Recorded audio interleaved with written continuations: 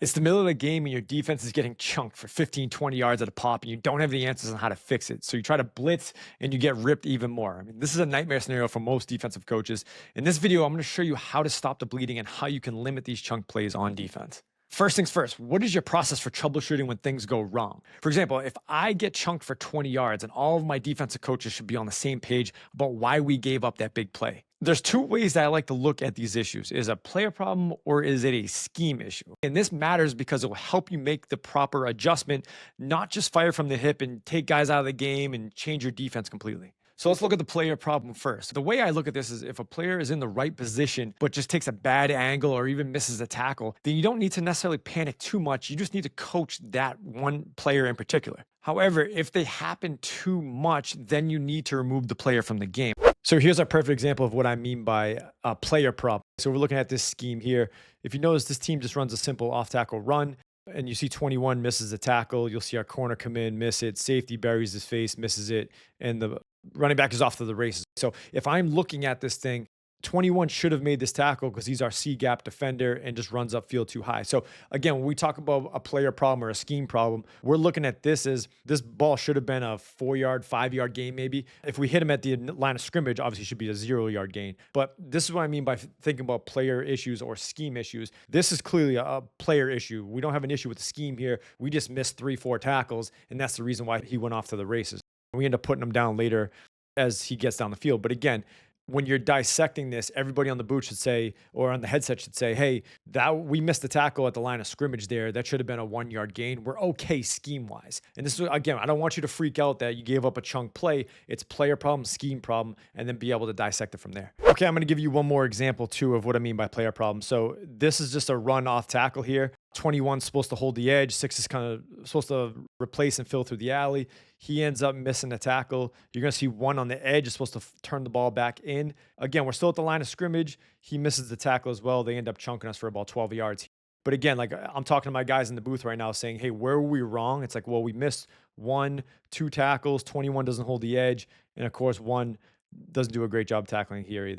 As you can probably tell after this game, we completely changed up how we tackle too. So I thought this is a great example from this game because I think you learn a lot from games that you lose. And I thought this a great offensive coach here, great running back as well. And I thought this was a great way to show you guys that this is a player problem on some things. And then we'll show you scheme in just a little bit. So when you're looking at a player problem, is the player missing a tackle? Yes, we got to coach him up on the sideline. If he misses too many, then he's costing your defense. We got to get him out of the game. And of course, this is just all of your coaches watching the game and then seeing that a player is actually ready to make a tackle and they just don't. So that's problem number 1 is, do we have a player problem? If the answer is yes, then we got to solve the player issue. Next, we're going to look at the scheme issue. And this is usually the issue most of the time. Like if you chalk it up that it's not a player problem, it's probably going to be a scheme issue.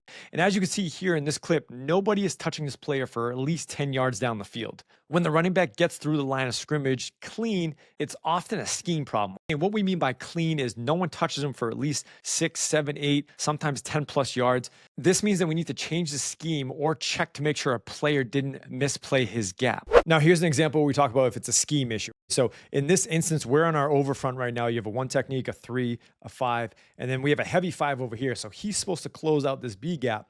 And if you notice here, a hole opens up that you can drive a truck through of how big that hole is. And of course, a great running back can see it every time. And we got hit for 10 yards. So I'm on the sideline, and I'll go to the sideline view here. You know, I'm standing on the sideline, and I see this player run through clean, and he gets tackled 10 yards downfield. So immediately I know this is a scheme issue. I need to patch this up, and I got to figure out why that hole was so big. And the guy in the booth is telling me the same thing. My booth guy is saying, hey, there was a hole you could drive a truck through right there. We missed a fit somewhere, okay? That's a scheme issue. So either a player's out of position or I got to put them in position that this coach is out scheming me and allowing these holes to open up wide. So this player right here, this right defensive end where my mouse is, he's supposed to rip into the B gap. Linebacker 87 has the C gap, so he's waiting. He's doing his job. We lose a fit to the inside, okay? Because he never rips across and gets into the B gap, which allows this hole to get there. So the conversation we had on the sideline was when we documented everything and we knew that we got chunked.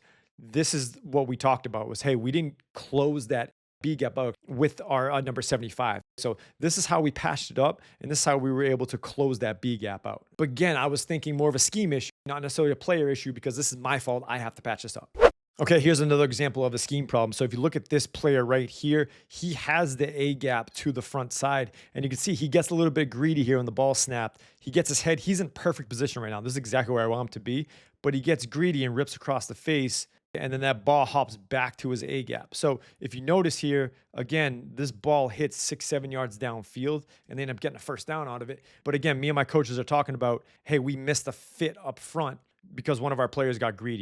And again, I want him punching, extending, and then reading through the play as opposed to punching and then just ripping, trying to make a play on his own. So we got to be a little bit more disciplined up front. But again, this communication is how we're doing it. We're not screaming at each other. We're not panicking. We're saying, hey, we missed the fit up front. Let's make sure that we clean that up. So I take the kid off the field and talk to him about how to clean things up. But again, it's, this game, especially when you play a good offensive coach, when you're on defense, like you got to start thinking, is it a player problem, scheme problem? Because it will help you patch things up faster as opposed to waiting to halftime and just saying, hey, we got to do this, this, and this. The game may already be over by then. Okay. So we're thinking after every drive, we need to dissect and we need to make sure that all the adjustments are made quickly. And if it's a scheme problem, we have to put it on ourselves to patch it up. The best way to look at it, player problems are on the players, scheme issues are on the coaches. You really need to take accountability for scheme issues being on the coach. And this is one of the hardest things to dissect throughout the game. So how do you track these issues live in the game when the emotions are at its highest and everyone's screaming and freaking out? Well, to start, it's important that you build up processes that someone in the booth or on the field can track what's going on live. And we recommend the booth because it's the easiest to see everything. Obviously, if you don't have access to a booth, then you're gonna have to do it from the sideline. Have one coach, and this is their sole job. He's 100% focused on what happens inside of the box on every single play. And if you game plan this properly, you should have all that information ready to go. If you're not exactly sure how to game plan properly, we've actually done all this inside of Victory Pro. We've built templates and done everything for you. So you just check that out, link in the description. But to give you an example of this, we'll show you this chart that we actually use live in our game. So we'll print out about 4 or 5 of these charts here, and we'll use it drive by drive. Our designated coach in the booth is charting every single play that they run. Now, all he's looking at is line pulls, where the ball is hitting, and then what type of play they ran. Now, how do you best use this data of everything that he charted? So our entire defensive staff will get on the headset after every drive and we'll talk about each play. The one coach that's charting everything will give us a report on each play they ran to make sure we have everything patched up. And if you're getting chunked, this is the most crucial part when you are on offense. And of course, if you're a defense coordinator, you're talking to your booth guys. While the offense is on the field, you have only about 2 minutes, maybe 5 minutes to make these adjustments. So they need to be quick. I know for me in Massachusetts, like we're not able to have sideline replay. So this chart is everything to us. If you have sideline replay, obviously you can use that. And I'm extremely jealous that the fact that you have it. But again, if you don't, if you're a youth coach watching this, you have to be able to make adjustments quick. This is also why it's so important too to have direct communication between all of your coaches. You're not going to BS on the headsets. Everything's going to be quick and important and to the point. That coach in the booth, he'll detail everything that we need. So we're going to look at what call we're in. Okay, let's say we're in our base call and where the ball hit. So because we studied their top run plays going into the game, we know what defenses we want to run against their base plays, and we know exactly where we're vulnerable if they do hit us for a big play. And this is why it's so important to know exactly what can hurt your defense and where you're vulnerable. So here's an example of what we mean. So naturally, the ISO play will hurt the B gap bubble in any overfront. So if we're getting beat on ISO, I know that I need to close the B gap bubble. Remember, every defense has a weakness. You need to know how to patch it up. And this is where blitzing can hurt you, because if you don't know how to stop the bleeding on your defense, firing random players may be a temporary band-aid, but it's not a long-term solution. We recommend building out charts like these that you can show your coaches and your players of what can hurt your defense, both from a run and pass perspective. And the biggest reason why this actually helps you out is because it eases the panic on the sideline. And every coach knows what I'm talking about, where things start to go bad and every coach is on the headset screaming, no one knows how to fix it. At least we know going into the game, we know exactly how to patch things up. So if we're getting beat on power and we're not spilling the football, every coach can get on the headset and say, hey, we didn't spill the football right there. This is why we're losing on power. And everyone's on the same page moving forward. And we all have the contingency plan of when things go wrong about how to patch it up. If we are going to stunt to stop power, if we're going to blitz to stop power, we have a plan to beat power. So these are the processes that helped us dissect the opponent's run game and stop the bleeding with our front six. If you want to stop the opponent's passing game, we recommend you check out this video here, which is going to help you build out a launch chart.